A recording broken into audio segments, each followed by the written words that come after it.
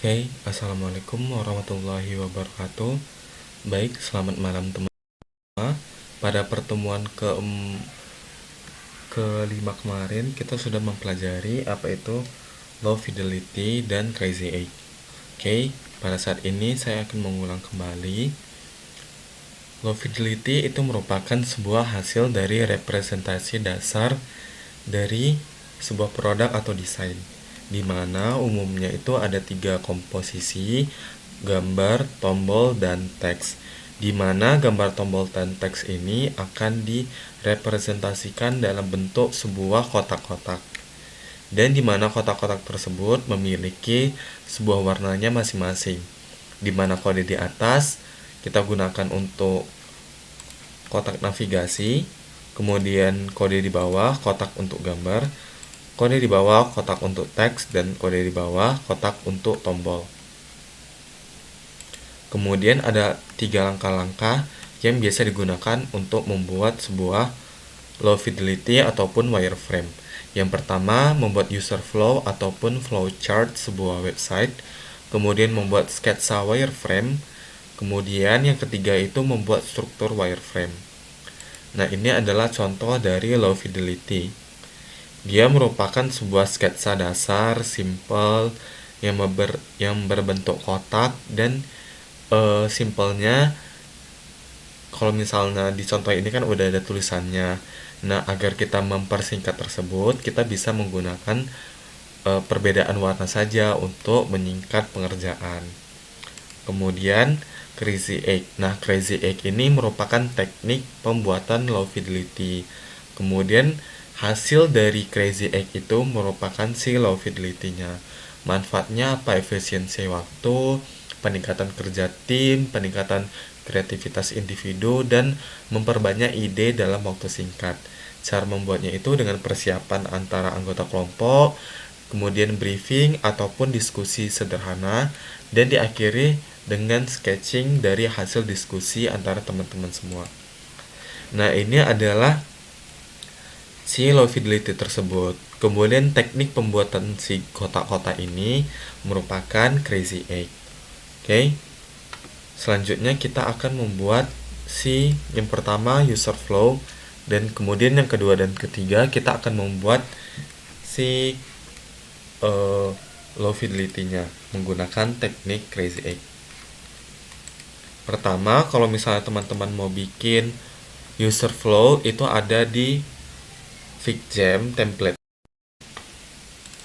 Di sini kita bikin user flow. Misalnya Go atau GoFood aja. GoFood. Oke.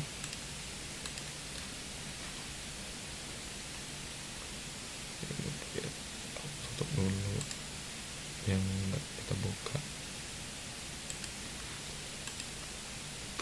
Nah, kemudian di sini teman-teman tuh bisa langsung cari template dari klik tanda tambah ini.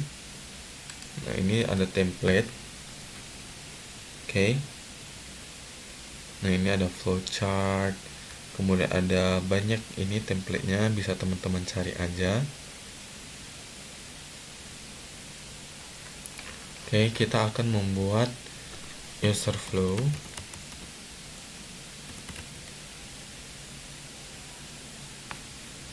Oke, ada tidak. Oke, ini banyak ya teman-temannya, template-templatenya. Nah, teman-teman bisa pilih aja mau pakai flowchart, mau pakai mana ini, cross functional flowchart, kemudian mau pakai code flowchart, website flowchart template, dan lain-lainnya. Oke, kita di sini pakai website flowchart template aja ya. Oke, ini kita hapus saja. Nah, ini sebenarnya templatenya itu sama kayak yang di FigJam yang saya share ke teman-teman semua. Jadi jangan langsung bingung gitu karena bentuknya berbeda. Oke, misalnya kita membuat flowchart login. Ini biasanya itu merupakan awalan. Oke, misalnya awalan user membuka website. Nah, ketika si user membuka website, apa dulu yang muncul? Tampilan login. Kemudian apa selanjutnya? Nah, kita bikin si segitiga ini. Nah, si segitiga ini ataupun kok segitiga. Kemudian kita beri si ketupat ini. Nah, dia itu merupakan sebuah aksi ataupun sebuah pertanyaan. Sudah punya akun atau belum?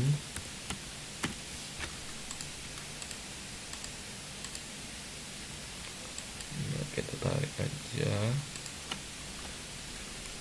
Nah, ini dia menyambung ke si ini. Sudah punya akun atau belum? Nah, kemudian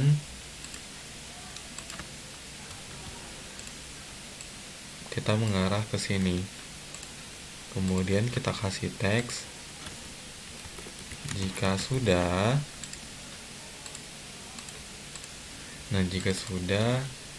isi data username dan password. Oke. Kemudian satu lagi. Kalau misalnya belum gimana? Nih. Jika belum,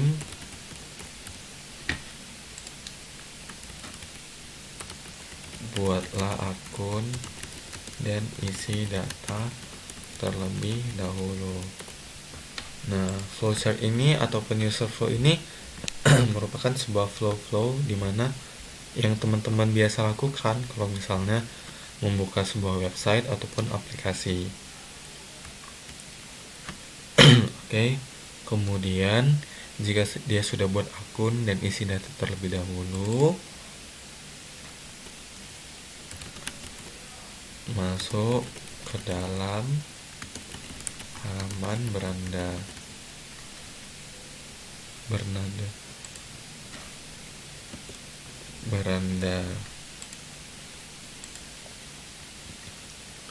Oke.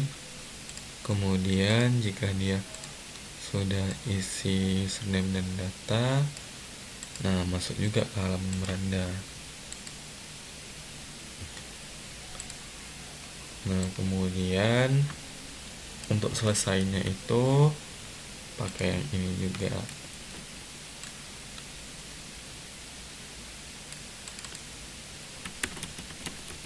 Selesai. Nah, begini. Oke. Udah selesai. Simpel kan? Ini merupakan salah satu contoh dari si user flow dalam sebuah halaman login. Oke, nanti yang lainnya itu teman-teman bikin sesuai dengan alur bagaimana si pengguna berinteraksi dengan website ataupun aplikasi kalian. Di mana yang ada rounded square ini merupakan awalan ataupun akhiran. Kemudian yang kotak atau yang square ini merupakan aksi yang dilakukan. Kemudian yang ketupat ini merupakan sebuah pernyataan ataupun sebuah pilihan. Bisa sudah punya akun atau belum, atau apakah Anda ingin keluar. Nah, jika iya, keluar dari website. Jika tidak, kembali ke halaman website. Nah, itu kalau misalnya logout. Oke. Kemudian kalau misalnya pembelian, konfirmasi pembelian. Jika ya, masuk ke checkout atau masuk ke sistem transfer. Nah, sama juga kalau misalnya transfer itu pemilihan sistem transaksi. Ada GoPay, kok dia mau pilihnya GoPay kemana, dia pilihnya Dana kemana, dia pilih VA kemana. Nah, begitulah cara pembuatan user flow. Oke, teman-teman, simple ya. Kemudian kita lanjut ke tahap pembuatan si wireframe.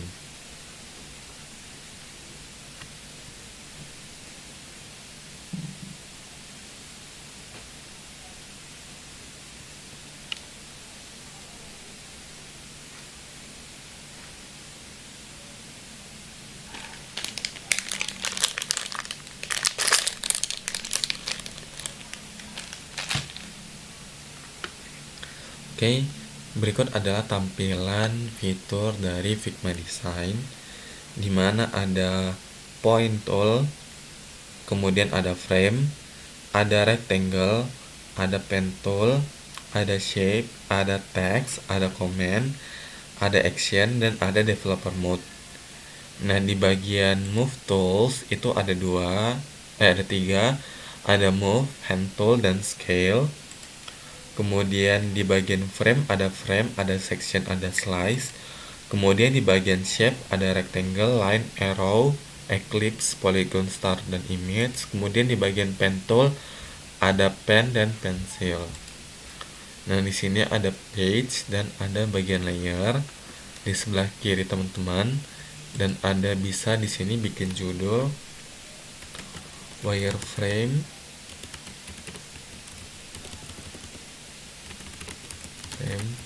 tutorial.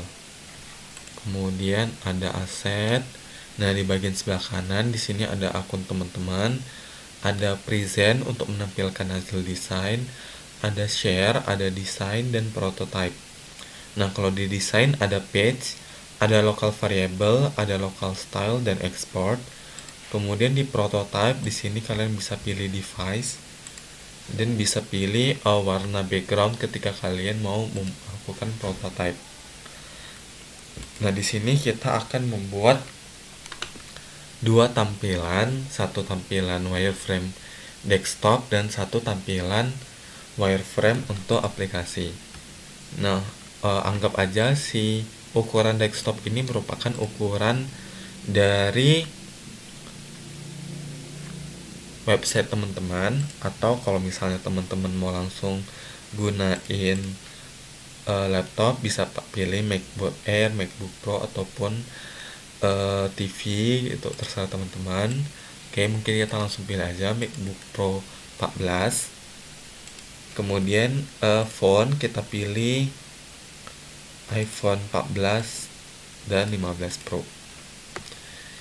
Nah, di sini kita sama-sama bikin itu dari wireframe si login. Karena tadi kita udah bikin user flow-nya, kemudian kita bikin wireframe-nya.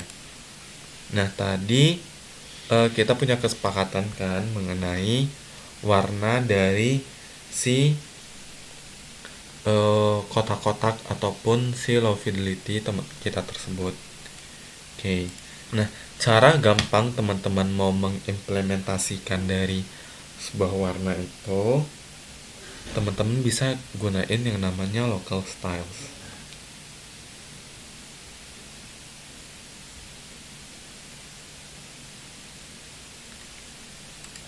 Nah, ini ada text, color, effect, dan grid. Nah, kita pilih yang bagian color. Yang pertama di sini teman-teman bisa kasih name, misalnya navigasi. Kemudian kode warna untuk navigasi itu yang kita setujuin adalah BFBBB.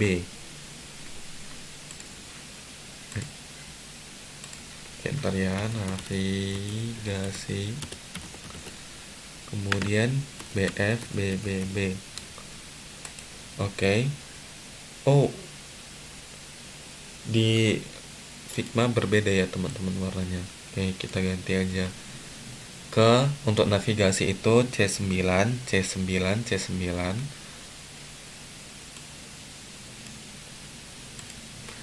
Nah, itu untuk navigasi. Kemudian ada gambar. Tadi kan C9, C9, C9. Oke, kita turunin lagi warnanya untuk gambar. Nah, berarti A4, A4, A4 itu untuk gambar. Kemudian ada untuk teks. Teks. Ada untuk teks. Tadi kan A4, A4, A4. Itu selanjutnya kita pakai 7F, 7F, 7F untuk teks. Kemudian untuk tombol, kayaknya ini pakai hex code.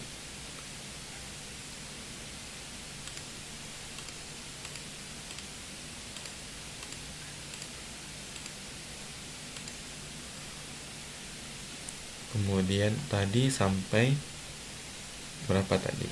Yang untuk teks itu kode warnanya apa? 7F, 7F, 7F. Kemudian yang terakhir untuk tombol, tadi kan 7F, 7F, 7F. Kita pakai 68, 68, 68 itu untuk tombol. Oke, jadi gampang aja. Nih teman-teman pilih shape untuk bikin navigasi. Kemudian pengaplikasian warnanya itu tinggal pilih ini yang local colors. Nah ini, oke, navigasi. Kemudian teman-teman bisa pilih di sini langsung libraries. Nah, langsung tahu nih, oh aku mau bikin navigasi. Nah, pilih warnanya navigasi. Kemudian saya pengen di bagian kiri ini itu ada gambar.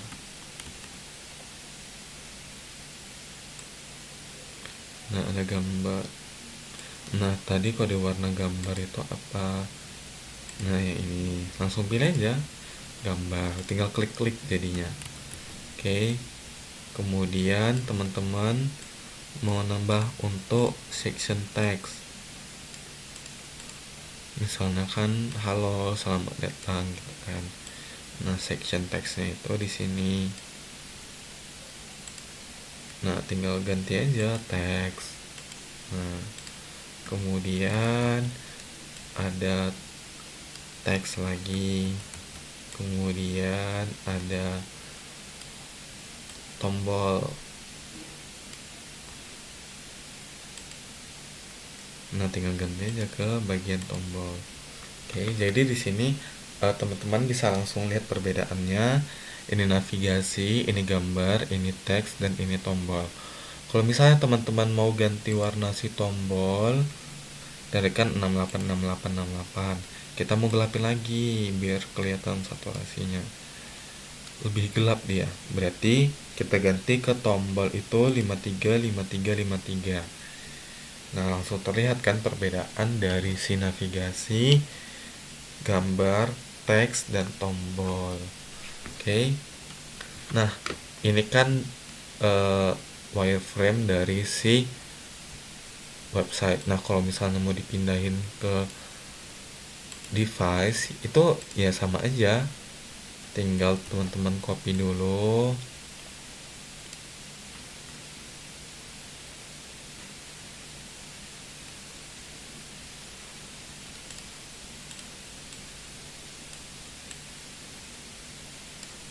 Ini copy aja dulu. Nah, oke, ini yang kita anggapkan navigasi. Kemudian gambar.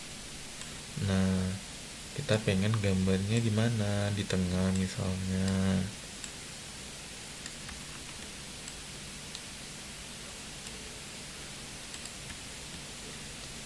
Kemudian ada teks juga.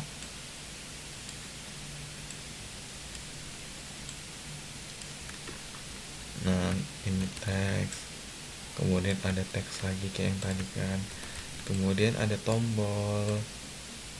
Nah, disinilah tombol. Nah, kemudian boleh nggak bang letak kotak di atas di atas kotak ini ada kotak lagi? Boleh. Misalnya di bagian ini, di bagian navigasi itu kan ada tombol login dan sign in kan atau register. Nah, bikinlah lagi di atas ini tombol. Misalnya mau tulisan halo, selamat datang, silakan login, itu di atas gambar boleh, nah gini juga boleh. Nah terus kita samakan aja navigasi dan footer itu dengan warna yang sama. Nah jadinya kayak gini. Mau full gambar bisa tarik aja. Nah begini cara pembuatan wireframe dari sebuah website dan sebuah aplikasi. Oke, kemudian teman-teman mau bikin desainnya itu panjang gitu kan, misalnya desain beranda. Desain beranda kan umumnya panjang kan. Udah tarik aja, tarik sepanjang yang kalian mau. Di atas ada navigasi, kemudian di bagian bawah ada footer. Nah, kemudian mau kasih gambar di bagian sini. Nah, ini misalnya ini beranda. Oke. Kemudian ada teks. Ada teks. Kemudian elemen kita samain aja. Misalnya dengan gambar. Beda. Nah, samakan misalnya dengan gambar atau ini ya card gitu kan. Nah, samakan aja dengan gambar. Nah, kemudian di dalam cardnya itu ada tombol gini.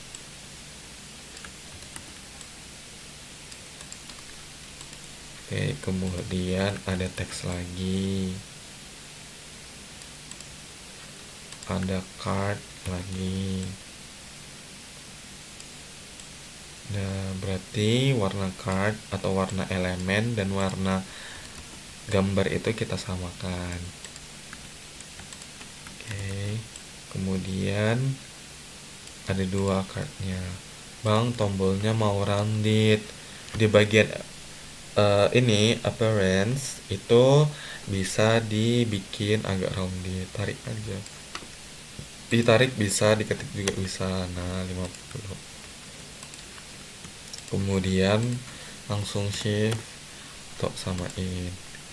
Shift terus klik shift lagi 50.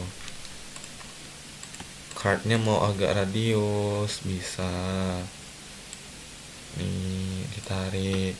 Terus mau bagian bawahnya itu tetap peta, bisa klik ini gambar eh, gambar peta sebelah corner radius itu namanya individual corners. Ini berarti bagian bawah kiri dan bagian bawah kanan 0. Nah jadi deh seperti ini. Oke. Nah ini adalah cara pembuatan si low fidelity tersebut. Teknik pembuatan low fidelity apa tadi namanya? Crazy Eight. Oke. Jadi simple, hanya begitu aja pembuatan si low fidelity itu. Kalau misalnya nanti hasil final design UI-nya berbeda dengan wireframe, bagaimana bang? Nggak apa-apa. Pembuatan wireframe itu cuman patokan aja peletakannya, bentuknya gimana. Kalau misalnya 50% beda nggak apa-apa. Yang penting adalah panduan kalian untuk membuat layout dari website ataupun aplikasi kalian tersebut gitu. Kalau misalnya beranda di aplikasi juga tarik aja nanti panjang gitu kan. Bikin kayak gini juga.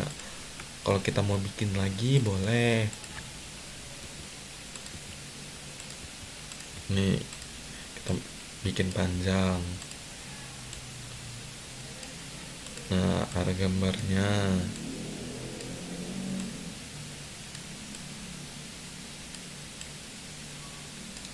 Gambarnya kemudian ada teks juga.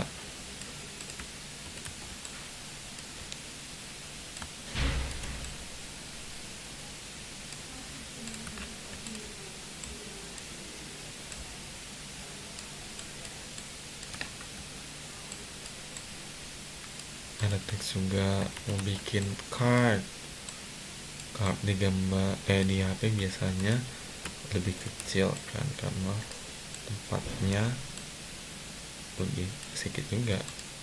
Nah, bisa satu-satu. Oke, kemudian ada teks lagi, ada card panjang, card yang lebar. Nah, kemudian ada tombolnya. Oke, terus ada teks yang panjang kali, tinggal tarik ke bawah. Kemudian ada cardnya lagi. Kemudian di bawah card ini ada gambar. Nah, begini pembuatan si low fidelity ataupun wireframe tersebut, simple dan sangat-sangat gampang. Jadi tidak ada namanya bang susah bang nggak bisa bang, gampang kok buatnya, tinggal bikin-bikin, tarik-tarik. Kalau teman-teman butuh ide, ini adalah beberapa referensi teman-teman kalau mau lihat layout dari sebuah website. Dribble, UI, Lowfidelity, ada nggak ya kalau Lowfidelity aja? Nah, ada nih, kalau untuk Lowfidelity aja ada di Dribble. Nah, banyak nih. Kemudian setelah di Dribble itu ada Behance UI Lowfidelity. Nah, ini ada juga dari Behance, teman-teman bisa cari di Freepik, kira-kira ada nggak ya? Kita cari Freepik UI Lowfidelity.